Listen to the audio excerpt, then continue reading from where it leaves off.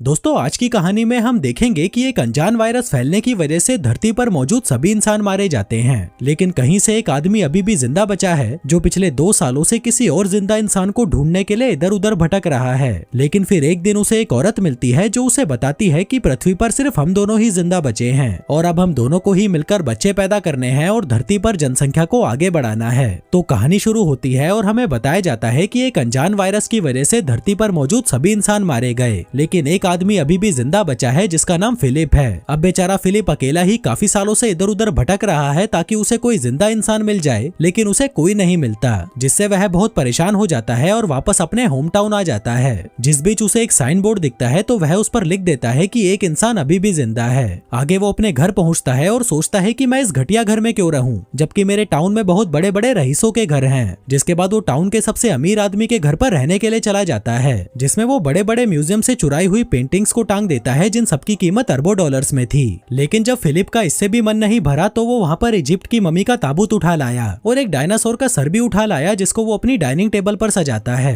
फिर रात को सोने से पहले वो ऊपर वाले से बार बार हस्त मैथुन करने के लिए माफी मांगता है जो वो पिछले 2 सालों से कर रहा था। फिर अगली सुबह वो टॉयलेट जाता है लेकिन उसमें पानी नहीं आ रहा था, तो वह अपना पिछवाड़ा धोने के लिए बहुत सारी बिस्लेरी की बोतल उठा लाता है। फिर पेट खाली करने के बाद उसे भूख लगी थी तो वह एक सुपरमार्केट में जाता है जिसके दरवाजे को खोलने की बजाय वो उसे बंदूक से उड़ा देता है। फिर अंदर आकर वो अपने लिए बहुत सारा खाना लेता है, लेकिन तभी उसकी नजर वहाँ रखी गंदी मैगजीन्स पर जाती है जिसको वह ठूस ठूस कर अपनी ट्रॉली में डालता है और वहाँ से निकल लेता है। रात को वह $10,000 की वाइन खोलता है और ऊपर वाले को शुक्रिया करता है, जिसके बाद वो 2 बार हाथ गाड़ी चलाता है और चुपचाप सोने चला जाता है। फिर अगले दिन फिलिप अपना टाइम पास करने के लिए घर के महंगे महंगे सामानों को बर्बाद कर देता है, लेकिन जब इससे भी उसका मन नहीं भरता तो वह एक महंगी मस्टैंग को एक सस्ती कार से भिड़ाकर विस्फोट कर देता है, क्योंकि वो बेचारा कब तक अपनी हाथ गाड़ी चलाकर टाइम पास करता। अब ऐसे करते करते कुछ दिन बीत जाते हैं और हम देखते हैं कि फिलिप का घर एक कबाड़ खाना बन चुका है, और वैसे भी वो इस घर को क्यों ही साफ करता, ये घर उसका थोड़ी ना था। आगे वो एक रबर के पूल को दारू से भर देता है और उसी में नहाता है, उसी को पीता है। इसी बीच अचानक उसे जोर का टॉयलेट आ जाता है, लेकिन उसके टॉयलेट में कबाड़ भरा पड़ा था, इसलिए वो अपने लिए एक नया कमोड बनाने की सोचता है। वो एक स्विमिंग पूल के फट्टे को बीच में से काट देता है और वहीं पर हगने बैठ जाता है। फिर हगने के बाद वो एक बार में जाता है और वहाँ पर रखे हुए खिलौनों से पूछता है कि क्या तुम लोग थोड़ी दारू पीना चाहोगे, लेकिन जब वो खिलौने उसे कोई जवाब नहीं देते तो वह खुद ही पूरी बोतल दारू की पीकर वहाँ पर बेहोश हो जाता है। थोड़ी देर बाद जब उसे होश आता है तो वह एक खिलौने को अपने साथ कार में लेकर एक लड़की के पुतले के पास जाता है और उससे बातें करने लगता है। कहता है कि मैं बहुत दिनों से तुम्हें नोटिस कर रहा हूँ, लेकिन मुझमें इतनी हिम्मत नहीं थी कि मैं तुम्हें अपनी दिल की बात बता सकूं। जो कहकर वो उसे किस करने लगता है कि तभी उस पुतले का हाथ टूट जाता है, जिसे देखकर फिलिप उदास हो जाता है और अगले दिन एक पहाड़ी पर जाकर वहाँ पर RIP फिलिप लिख देता है। जिसके बाद वो अपनी कार में बैठता है और उसे फुल स्पीड से पहाड़ी से क्रैश करवाने के लिए आगे बढ़ता है, लेकिन इससे पहले कि वो अपनी जान देता उसे वहाँ कुछ अजीब सी चीज दिखाई देती है। वो जल्दी से अपनी कार रोकता है और देखता है कि पहाड़ के पीछे से धुआं निकल रहा है, जिसका मतलब था कि कोई इंसान अभी भी जिंदा बचा है, इसलिए वो जल्दी से उस धुएं की तरफ आगे बढ़ता है। फिर उस जगह पर पहुंचकर उसे एक कैंप लगा हुआ दिखाई देता है, जिसके साथ ही वहाँ पर एक लड़की की ब्रा भी टंगी हुई थी, जिसे देखकर वह खुश हो जाता है और उस ब्रा को सूंघने लगता है। जिसके बाद वो वहीं पर बेहोश हो जाता है। थोड़ी देर बाद जब उसे होश आता है तो वह खुद को एक खूबसूरत लड़की की गोद में लेटा हुआ पाता है, जो उसे कहती है कि मुझे तो यकीन ही नहीं हो रहा कि तुमने मुझे ढूंढ लिया, जो कहकर वो उसे किस करने लगती है। पर तभी फिर से उसकी आंख खुलती है और वह देखता है कि एक लड़की उसे CPR दे रही थी और वो दिखने में बिल्कुल भी खूबसूरत नहीं थी, इसलिए वह उससे डरकर दूर हट जाता है। वो उससे पूछता है कि वो खूबसूरत लड़की कहाँ गई, जिस पर वो लड़की, जिसका नाम कैरल होता है, कहती है कि तुम बेहोश हो गए थे और तुमने अपने कच्छे में सुसु भी कर दिया था, इसलिए मैं तुम्हें CPR दे रही थी। फिलिप कहता है कि मैंने सुसु नहीं किया, ये पहले से ही गीला था, जो कहते हुए वो उसकी तरफ बढ़ने लगता है, जिससे घबराकर कैरल अपनी बंदूक निकाल लेती है। कहती है कि पहले तो मेरी ब्रा नीचे रखो और ये बताओ कि क्या तुम एक अच्छे इंसान हो। वो कहता है कि हाँ मैं अच्छा हूँ, तुम मुझ पर भरोसा कर सकती हो। वो पूछती है कि तुमने ही उस साइन बोर्ड पर अपने बारे में लिखा था। फिलिप कहता है कि हाँ वो मैंने ही लिखा था। दरअसल अकेले रह रहकर मैं परेशान हो चुका था और अपनी जान देने ही जा रहा था कि तभी मुझे तुम दिखाई दी। जो सुनकर कैरल को उस पर तरस आ जाता है और वह उससे दोस्ती कर लेती है। आगे वो दोनों साथ में बैठकर कॉफी पीने लगते हैं, जहाँ पर हम फिलिप को देखते हैं जो बिल्कुल भी खुश नहीं था, क्योंकि वो अपने लिए हमेशा से एक खूबसूरत लड़की चाहता था, लेकिन उसे क्या मिला, ये जंग लगा कबाड़। जिसके बाद वो कैरल को अपना घर दिखाने ले जाता है, लेकिन तभी रास्ते में कैरल उसे एक स्टॉप साइन पर रुकने के लिए कहती है। जिसके बाद वो दोनों दाएं बाएं देखकर चेक करते हैं कि कहीं कोई सड़क क्रॉस तो नहीं नहीं कर रहा। आगे घर आकर फिलिप कैरल को अपना टॉयलेट वाला पूल दिखाता है, फिर कचरे वाला पूल दिखाता है और फिर दारू वाला पूल दिखाता है। फिर अंदर आकर कैरल को वहाँ बहुत सारे मैगजीन के ढेर पड़े हुए दिखते हैं, तो वह उससे पूछती है कि ये सब क्या है। फिलिप कहता है कि ये मेरी हाथ गाड़ी चलाने के लिए गंदी मैगजीन्स हैं। जो सुनकर कैरल हंसने लगती है और कहती है कि मैं तुम्हें जज तो नहीं करना चाहती, पर तुम मुझे बहुत बड़े ठरकी लगते हो। जो सुनकर फिलिप को बहुत बुरा लगता है और वो उसे वहीं पर छोड़ आता है जहाँ से वो उसे उठाकर लाया था। फिर अगली सुबह जब उसकी नींद खुलती है तो वह देखता है कि कैरल फिर से वहाँ पर आ गई है और उसके घर का कचरा साफ कर रही है। फिलिप कहता है कि आगे से जब तुम मेरे घर का कचरा साफ करने आओ तो मुझे बता कर आना। जो सुनकर कैरल को गुस्सा आ जाता है और वह फिर से वहाँ पर उस कचरे को फैला देती है। फिलिप उसे रोकने की कोशिश करता है तो वह कहती है कि हमें इसे साफ करने के लिए क्लीनर चाहिए, जिसको लेने के लिए वो दोनों सुपरमार्केट पहुंच जाते हैं। तभी फिलिप अपनी कार को हैंडीकैप लोगों की पार्किंग में खड़ी कर देता है, तो कैरल उसे कहती है कि ये जगह हैंडीकैप लोगों की है, तुम अपनी कार कहीं और खड़ी करो। जो सुनकर फिलिप को गुस्सा आ जाता है और वो कहता है कि कहीं तुम पागल वागल तो नहीं हो, इस दुनिया में हम दोनों के अलावा कोई और है ही नहीं, तो यहाँ पर हैंडीकैप इंसान कहाँ से आएगा। कैरल कहती है कि जो भी हो, पर तुम अपनी कार को कहीं और पार्क करो। अब फिलिप का दिमाग घूम चुका था, तो वह अपनी कार को सीधा सुपरमार्केट के अंदर घुसा देता है। फिर रात को वह अपने खिलौने दोस्तों से बात करने बार में जाता है और उन्हें बताता है कि अब मैं इस दुनिया का आखिरी इंसान नहीं रहा। मुझे लगा था कि मुझे एक खूबसूरत लड़की मिलेगी जिसके साथ मैं रोज मजे करूंगा, लेकिन मुझे क्या मिला, ये सड़ा हुआ करेला कैरल। फिर अगली सुबह जब वो बियर से कुल्ले कर रहा था, तभी वह देखता है कि कैरल अपना सामान पैक करके वहीं पर रहने आ रही है। जो देखकर वह दौड़ता हुआ उसके पास आता है और कहता है कि तुम्हें पता है ना ये दुनिया कितनी बड़ी है, तो तुम्हें रहने के लिए मेरे घर का बगल वाला घर ही मिला था। कैरल कहती है कि तुम्हें इससे क्या प्रॉब्लम है, क्या तुम्हें डर लग रहा है कि मैं तुम्हें गंदी गंदी हरकतें करते देख लूंगी। तभी फिलिप उसके सामने अपना कच्छा उतार देता है और कहता है कि ले देख ले, अब और क्या ही बचा है देखने के लिए। कैरल कहती है कि देख यार, हम दोनों को किसी मकसद के लिए चुना गया है और वो मकसद है धरती की जनसंख्या को आगे बढ़ाना। फिलिप कहता है कि देखो, मैं तुम्हारी इंसल्ट तो नहीं कर रहा, लेकिन मैं तुम्हारे साथ सुहागरात मनाने में बिल्कुल भी इंटरेस्टेड नहीं हूँ, चाहे तुम इस धरती की आखिरी औरत ही क्यों ना बची हो। जो कहकर वो वहाँ से चला जाता है और अपने टट्टी वाले पूल पर बैठकर हगने लगता है। पर तभी कैरल वहाँ पर आती है और कहती है कि क्या तुम अंदर जाकर नहीं हग सकते। वो कहता है कि नहीं, क्योंकि अंदर पानी नहीं है। कैरल कहती है कि देखो यार, हमें इंसानों की तरह जीना होगा, तभी हम आगे जाकर अपने बच्चों को एक बेहतर जिंदगी दे पाएंगे। वो कहता है कि पागल की बच्ची, तुझे समझ नहीं आता कि मैं तेरे साथ बच्चे पैदा नहीं करना चाहता।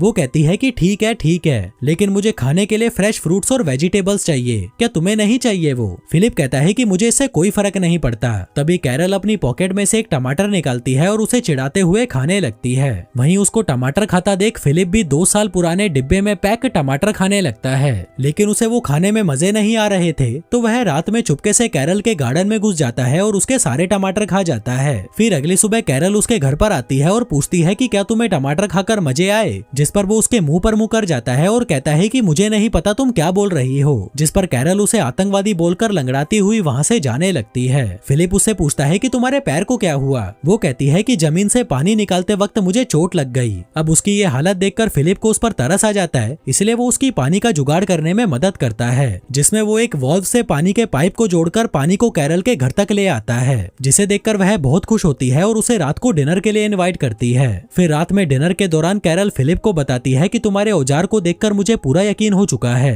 कि ऊपर वाले ने हमें धरती पर जनसंख्या को आगे बढ़ाने के लिए मिलवाया है। फिलिप कहता है कि ठीक है, अगर तुम इतना ही जोर दे रही हो तो आज रात को हम कर ही लेते हैं। कैरल कहती है कि नहीं, मैं तुम्हारे साथ तब तक सुहागरात नहीं मनाऊंगी जब तक तुम मुझसे शादी नहीं कर लेते। जो सुनकर वह हंसने लगता है और कहता है कि तुम मजाक अच्छा कर लेती हो। वो कहती है कि नहीं, मैं मजाक नहीं कर रही, क्या तुम ये चाहते हो कि इस धरती पर पैदा होने वाला पहला बच्चा नाजायज हो। फिलिप कहता है कि तुम ये शादी क्यों करना चाहती हो, जबकि इस चीज का कोई मतलब नहीं है। वो कहती है लेकिन मेरे लिए मतलब है, अगर दुनिया खत्म हो गई है तो इसका मतलब ये नहीं कि हम अपने रीति रिवाज भूल जाएं। अब फिलिप को किसी भी हाल में उसके साथ इंटीमेट होना ही था, इसलिए वो उसके साथ शादी करने के लिए मान जाता है। कैरल कहती है कि पहले तो मुझे अच्छे से कहो अपने घुटनों पर बैठकर, जिस पर फिलिप अपने घुटनों पर बैठकर उसे प्रपोज करता है और कैरल उसे हाँ बोल देती है। लेकिन उसकी हाँ सुनकर फिलिप को बिल्कुल भी खुशी नहीं होती, तो वह डिनर को आधे में ही छोड़कर वहाँ से घर चला जाता है, जिसके पीछे पीछे कैरल उसके लिए खाना लेकर आती है। कहती है कि तुम्हें पता है अमेरिका का राष्ट्रपति मर चुका है, इसलिए अब हम दोनों में से ही किसी को राष्ट्रपति बनकर देश की कमान अपने हाथों में लेनी होगी। वहीं फिलिप जो उससे बहुत ज्यादा परेशान हो चुका था कहता है कि तुम ही बन जाओ राष्ट्रपति। वो कहती है कि मैं नहीं बन सकती क्योंकि मुझे लोगों के बीच भाषण देना नहीं आता, इसलिए उन दोनों की सहमति से फिलिप को राष्ट्रपति बना दिया जाता है। फिर फिर अगले दिन कैरल स्टोर से अपनी शादी के लिए कुछ सामान लेने जाती है। वहीं फिलिप अपनी बैचलर पार्टी एंजॉय कर रहा था, जिसमें वो बहुत सारे टिश्यू पेपर्स को इकट्ठा करके उसमें आग लगा देता है। जिसके बाद वो फटे पुराने कपड़े पहनकर चर्च में पहुंचता है, जहां कैरल ने चर्च को बहुत अच्छे से सजा रखा था और खुद भी वो बहुत अच्छे से तैयार होकर आई थी। फिर शादी के दौरान जब रिंग पहनाने की बारी आती है तो फिलिप शादी की रिंग लाना ही भूल जाता है। दरअसल वो ये शादी करने में बिल्कुल भी इंटरेस्टेड नहीं था, जो देखकर कैरल गुस्सा हो जाती है और शादी को बीच में ही छोड़कर वहां से चली जाती है। तभी फिलिप उसके पीछे पीछे उसके घर पहुंचता है और उसे दरवाजा खोलने के लिए कहता है, लेकिन जब वो दरवाजा नहीं खोलती तो वह उसके दरवाजे को तोड़ देता है। फिर अंदर आकर वो देखता है कि कैरल ने अपने घर को बहुत सुंदर सजा रखा था, क्योंकि वो अपनी शादी को लेकर बहुत ज्यादा एक्साइटेड थी। जिसके बाद वो कैरल को देखता है जो सड़ी हुई शक्ल लेकर एक कमरे में बैठी हुई थी। फिलिप उससे माफी मांगता है और कहता है कि मैं सच में रिंग के बारे में भूल गया था, अगर मुझे याद रहता तो मैं पक्का लेकर आता। वहीं कैरल भी उसे माफ कर देती है। जिसके बाद वो दोनों अंगूठी लेने के लिए एक ज्वेलरी शॉप में जाते हैं, जहां से वो बहुत सारी अंगूठियां उठा लेते हैं, जिनको एक एक करके फिलिप कैरल की उंगलियों में पहना देता है और उससे शादी कर लेता है। फिर रात को जब सुहागरात मनाने की बारी आती है तो कैरल उसके साथ इंटीमेट होने की बजाय रात भर उससे बातें करती रहती है। फिर अगले दिन से कैरल भी फिलिप के साथ वो सभी चीजें करती है जिसको करने में फिलिप को बहुत मजे आते थे। जिसके बाद वो कैरल को अपनी एक्स गर्लफ्रेंड से भी मिलवाता है, जिसको देखकर कैरल को उससे जलन होने लगती है तो वह उसे उठाकर बाहर फेंक देती है। फिर खूब मौज मस्ती करके जब वो दोनों घर की ओर जा रहे थे तभी चौराहे पर उनकी कार एक लिमोजिन से टकरा जाती है। फिलिप जल्दी से उतरकर उस लिमोजिन को देखने जाता है कि कहीं उसमें कोई इंसान तो नहीं है, और तभी उसमें से मेलिसा नाम की एक खूबसूरत लड़की नीचे उतरती है, जिसे देखकर फिलिप के तो होश ही उड़ जाते हैं। वहीं कैरल भी मेलिसा को देखकर बहुत खुश होती है और फिर वो तीनों उसकी कार से फिलिप के घर पर जाने लगते हैं, जहाँ रास्ते में फिलिप मेलिसा को घूरे जा रहा था और उसको पटाने के लिए उसकी छोटी छोटी बातों पर खिलखिलाकर हंस रहा था। मेलिसा बताती है कि मैं वो टाउन के बाहर लगे साइन बोर्ड को पढ़ के यहाँ पर आई थी और पिछले 2 हफ्तों से यहाँ पर कुत्ते की तरह भटक रही थी, लेकिन मुझे यहाँ पर कोई नहीं मिला। जो सुनकर फिलिप सोचने लगता है कि मुझसे कितनी बड़ी गलती हो गई, ये लड़की तो कैरल से पहले यहाँ पर आई थी, अगर ये मुझे पहले मिल जाती तो मैं इससे ही शादी करता। तभी कैरल भी मेलिसा को बता देती है कि हमने भी 1 हफ्ते पहले ही शादी की है। जो सुनकर मेलिसा चौंक जाती है और कहती है कि यार तुम तो बड़े तेज निकले। वहीं ये शादी वाली बात फिलिप को बिल्कुल भी अच्छी नहीं लगती और इससे पहले कि कैरल उन्हें कुछ और बताती वो कार की बीच वाली खिड़की को बंद कर देता है। इसके बाद वो तीनों घर पहुंचते हैं, जहां मेलिसा उसके घर में लगी हुई महंगी महंगी पेंटिंग्स को देखकर हैरान हो जाती है और कहती है कि मैं बहुत थक गई हूँ, मुझे रेस्ट की जरूरत है। फिलिप कहता है कि तुम मेरे घर पर आराम कर लो, हम बहुत सारी बातें करेंगे और साथ में मिलकर खूब मजे करेंगे। पर तभी कैरल कहती है कि अगर मैं होती तो उसके घर में बिल्कुल भी नहीं रुकती, क्योंकि फिलिप इस घर के पूल का इस्तेमाल हगने के लिए करता है। जो सुनकर मेलिसा कहती है कि ठीक है, मैं अपने लिए कोई दूसरा घर ढूंढ लूंगी। फिर जाने से पहले कैरल उसे डिनर के लिए इनवाइट करती है, जिसके लिए वो मान जाती है। तभी कैरल उसे गले लगा लेती है। वहीं फिलिप जो ऐसे मौके कभी नहीं छोड़ता, वो भी उनके बीच में घुस जाता है और जाकर मेलिसा को पीछे से चिपकने लगता है। फिर शाम के समय जब डिनर की तैयारी की जा रही थी तभी फिलिप वहाँ पर अपनी दाढ़ी काट कर आता है, जो देखकर कैरल चौंक जाती है कि जब उसने कहा था तो फिलिप ने उसे दाढ़ी काटने से मना कर दिया था। दरअसल वो मेलिसा के साथ इंटीमेट होने की नाकाम कोशिश कर रहा था, जिसके लिए वो कुछ भी करने को तैयार था। फिर रात में जब सभी डिनर टेबल पर थे तभी फिलिप मेलिसा को घूरे जा रहा था और अपने आप को कोसे जा रहा था कि उसने इतनी जल्दी शादी क्यों कर ली। जिसके बाद वो मेलिसा की हर बात में हाँ मिलाने लगता है, जैसे कि जो मूवी मेलिसा की फेवरेट थी वो फिलिप की भी फेवरेट थी, जो खाना मेलिसा का फेवरेट था वो उसका भी फेवरेट था, जो कार उसकी फेवरेट थी वो उसकी भी फेवरेट थी। दरअसल वो ये इसलिए कर रहा था ताकि मेलिसा को लगे कि इन दोनों के बीच में कोई कनेक्शन है। फिर डिनर खत्म होने के बाद कैरल फिलिप को अपने साथ मस्ती करने के लिए बुलाती है, लेकिन फिलिप का बिल्कुल भी मन नहीं था तो वह उसे मना कर देता है और कहता है कि मेरे पेट में दर्द है। कैरल पूछती है कि तुम मुझे एक बात बताओ, कहीं तुम मेलिसा से आकर्षित तो नहीं हो? वो कहता है कि नहीं, ऐसा कुछ नहीं है, जो कहकर वो सोने चला जाता है। तभी आधी रात में मेलिसा उससे अपनी बजवाने आती है, जिसे देखकर फिलिप कुत्ते की तरह उसके पीछे जाने लगता है। पर तभी उसे वहाँ कमोड पर बैठी हुई कैरल दिखाई देती है, जिसे देखकर वह बुरी तरह डर जाता है। फिर अगली सुबह मेलिसा फिलिप से मिलने आती है, जहाँ वो देखती है कि फिलिप एक्सरसाइज कर रहा था। दरअसल वो मेलिसा को अपनी बॉडी दिखाकर पटाना चाहता था। मेलिसा उसे बाहर बुलाती है और पूछती है कि ये सब क्या है। फिलिप कहता है कि ये मेरी तरफ से तुम्हारे लिए एक तोहफा है, क्योंकि मैंने तुम्हारी लिमोजिन जो तोड़ दी थी। वो कहती है कि तुम्हें ये सब करने की कोई जरूरत नहीं है। इसी बीच कैरल फिलिप को आवाज लगाकर अपने पास बुलाती है और पूछती है कि क्या तुमने मेलिसा को एक नई कार गिफ्ट की है? वो कहता है कि हाँ, क्योंकि मैंने उसकी लिमोजिन तोड़ जो दी थी। वो कहती है कि तुम्हारे पास ये सब करने का टाइम है, जबकि मैं तुम्हें 100 बार बोल चुकी हूँ कि मेरा दरवाजा ठीक कर दो, पर तुम्हारे पास इसके लिए टाइम नहीं है। अब मुझे नहीं पता तुम इसे कैसे भी ठीक करो। आगे कैरल मेलिसा को अपनी शादी की फोटोज दिखाती है जो उसने खुद ड्रॉ की थी। मेलिसा पूछती है कि अगर तुम दोनों की शादी हो चुकी है तो तुम दोनों साथ में क्यों नहीं रहते।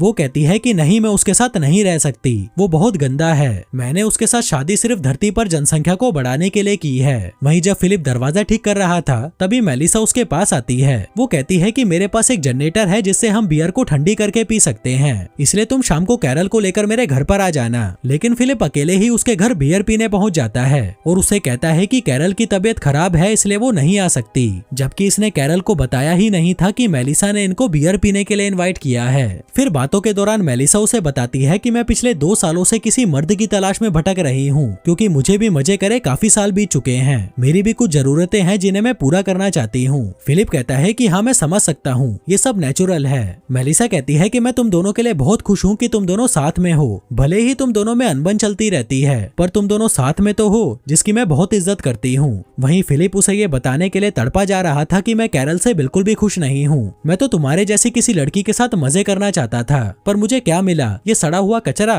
मेलिसा कहती है कि मेरी भी किस्मत देखो, मुझे धरती पर मौजूद एक आखिरी मर्द मिला और वो भी शादीशुदा। फिलिप कहता है कि चिंता मत करो, अब वो मर्द शादीशुदा नहीं रहेगा। जिसके बाद वो अपनी शादी तोड़ने के लिए कैरल के पास जाता है, लेकिन वो उसे कुछ कह नहीं पाता क्योंकि वो उनकी शादी की फोटो से दरवाजे पर टांगने वाला दिल बना रही थी, जो देखकर उसे कैरल पर तरस आ जाता है और वो उसकी फीलिंग्स को हर्ट नहीं करना चाहता था, इसलिए वो चुपचाप वहाँ से अपने घर चला जाता है। वहीं दूसरी तरफ हम एक ऑडी को आते हुए देखते हैं, जिसका मतलब था कि एक इंसान और भी है जो इस धरती पर जिंदा बचा है। जो इंसान वहाँ पर फिलिप का वो अलाइव वाला बोर्ड देखता है और उस टाउन की तरफ निकल पड़ता है। अब ये इंसान कौन था और उन लोगों के अलावा और कितने इंसान हैं जो अभी भी जिंदा बचे हैं, और क्या अपना फिलिप मेलिसा के साथ सुहागरात मना पाएगा, ये सब देखेंगे हम अगले वीडियो में। धन्यवाद।